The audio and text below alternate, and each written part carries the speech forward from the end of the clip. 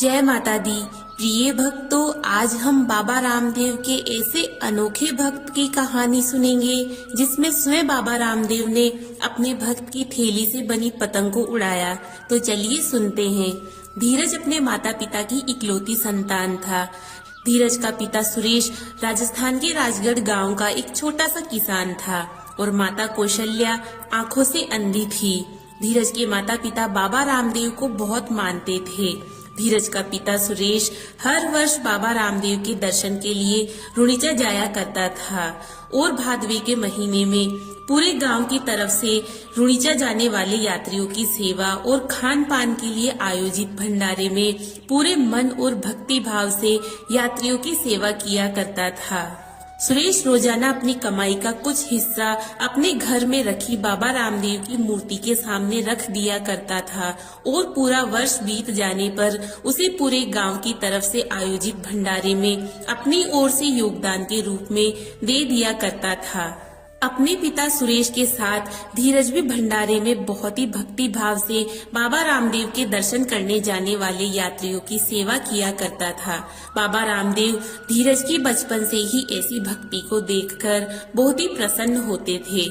एक दिन सुरेश अपने खेत में बोई फसल की कटाई कर रहा था, तभी अचानक दिल का दौरा पड़ने से सुरेश की वहीं पर मृत्यु हो गई। सुरेश के गुजर जाने के बाद 10 वर्ष के धीरज के सिर से पिता का साया उठ चुका था। धीरज और उसकी अंधी माँ को सहारा देने वाला अब इस दुनिया में कोई नहीं था। 10 वर्ष का धीरज अब अपनी अंधी माँ की देखभाल करे या स्कूल जाए, इसलिए धीरज ने आगे की पढ़ाई छोड़ दी और अब अपनी माँ की देखभाल करने लगा। धीरज अब अपनी अंधी माँ का इकलौता सहारा था, परंतु पिता की मृत्यु के बाद दोनों माँ बेटे का जीवन गरीबी में ही निकल रहा था। धीरज और उसकी अंधी माँ ने बाबा रामदेव पर अपना विश्वास बनाए रखा। धीरज और उसकी अंधी माँ को कमाकर लाके देने वाला अब इस दुनिया में कोई नहीं था।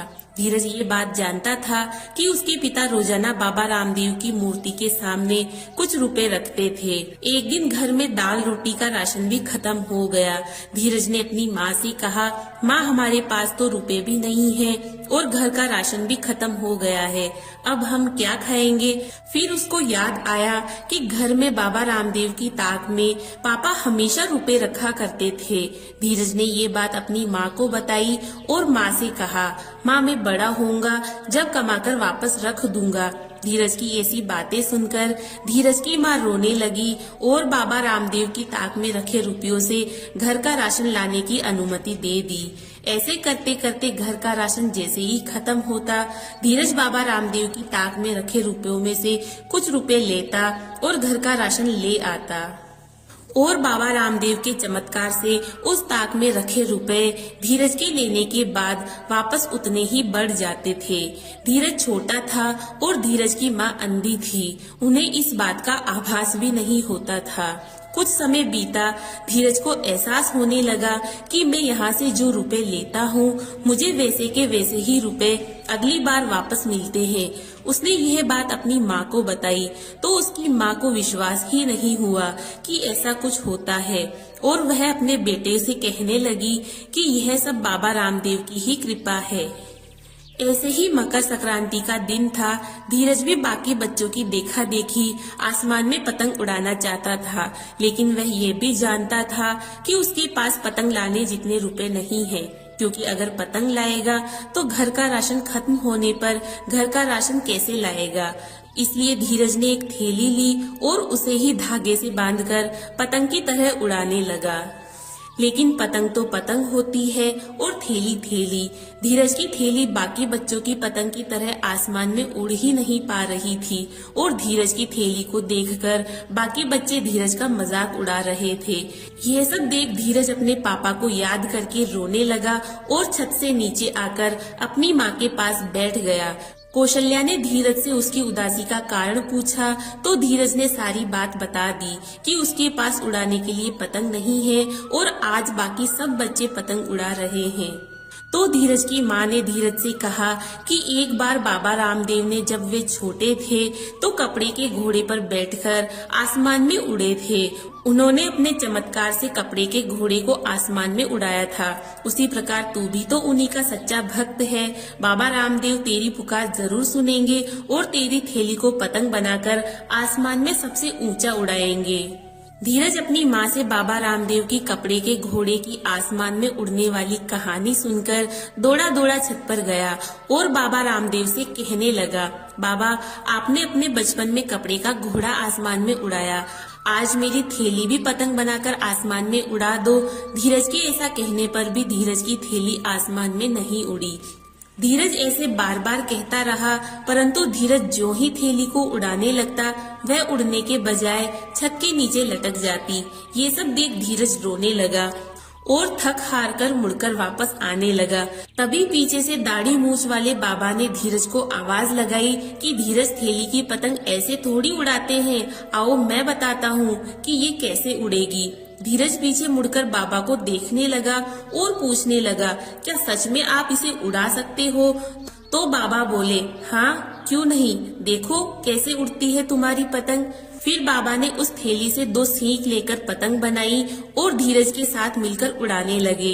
इसके बाद धीरज बोला, बाबा मेरा धागा तो बहुत ही छोटा है, आसमान तक तो पहुंच ही नहीं पाएगा। यह सुनकर बाबा मुस्कुराए और कहा, धीरज तुम पतंग उड़ाओ, मैं धागा पकड़ता हूँ। धीरज आसमान में पतंग उड़ाने लगा। धीरे धीरे धीरज की पतंग आसमान में सबसे ऊपर उड़ने लगी और इधर धागे की लंबाई बढ़ने लगी, क्योंकि वह बाबा कोई और नहीं बल्कि स्वयं बाबा रामदेव थे, जिनसे अपने भक्त बालक का रोना देखा नहीं गया और उसकी छोटी सी खुशी पूरी करने आ गए। बाबा ने धीरज को पतंग उड़ाते देख कहा, धीरज मेरे पास ये एक तिल का लड्डू है, क्या तुम इसे खाओगे? तो धीरज बोला, हाँ बाबा हमारे घर में तो तिल के लड्डू नहीं बने, क्योंकि इतने रुपए नहीं है कि मेरी माँ तिल के लड्डू बना सके, इसलिए आधा लड्डू मैं खाऊंगा और आधा अपनी माँ को खिलाऊंगा। बाबा रामदेव धीरज की यह बात सुनकर बहुत ही प्रसन्न हुए और धीरज से बोले कि लो धीरज खाओ, फिर देर किस बात की।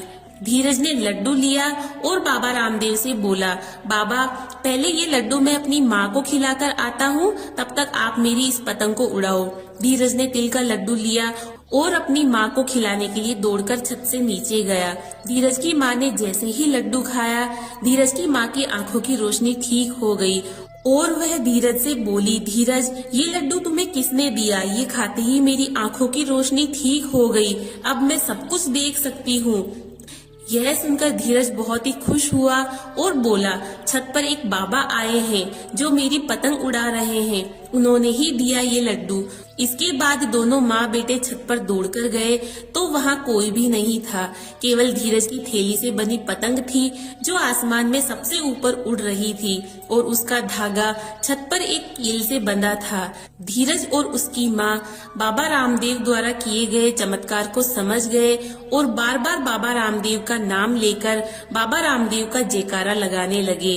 तो इस प्रकार बाबा रामदेव ने अपने नन्हे भक्त की खुशी के लिए उसकी पतंग उड़ाई। अगर आप लोगों को ये कहानी अच्छी लगी तो वीडियो को लाइक करें, शेयर करें और हमारे चैनल को सब्सक्राइब करें। धन्यवाद। जय माता दी।